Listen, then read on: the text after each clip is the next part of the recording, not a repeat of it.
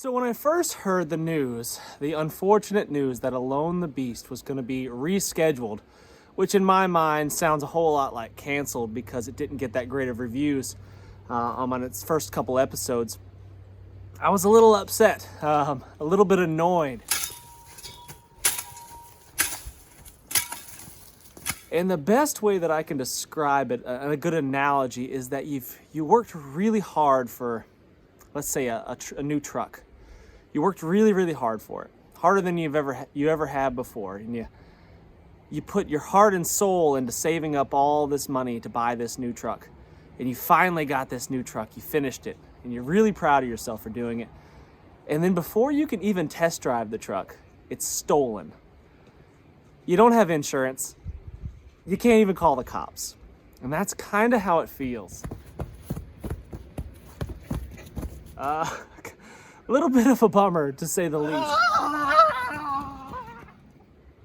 But with that said, if I had the opportunity to do it again, knowing what I know, knowing that the show would never make the air, or at least not the way I thought it would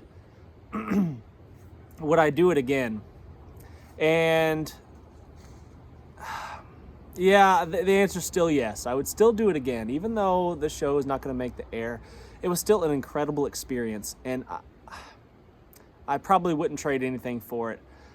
I learned so much during the experience, not just as far as skills and survival tactics and things of that nature, but I learned just a ton about myself and what I'm capable of doing and what maybe I'm not capable of doing.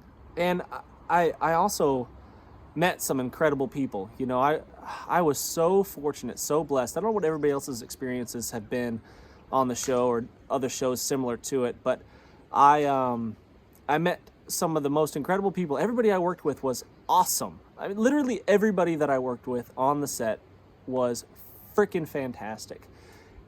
The camera guys were great. I could hang out with those dudes any given day. It was awesome, and I got to spend a lot of time with them, getting to know them. And I could have been put out there with anybody. They could have selected anybody in this world for me to be out there in the woods with, and I got to be out there with a guy named Rick. And we are so similar in so many different ways. It's hilarious, and I just feel so fortunate to have spent that much time with him. And I know it was only a month, but man, you spend that much time with a guy, you know, and you really kind of get to know each other because you have these like in-depth conversations because there's nothing to do but sit around the fire at night and kind of just chat, you know, about everything under the sun, from your favorite superhero to how you feel about aliens, you know. and it was just great. I feel so fortunate to have spent that time with him, you know.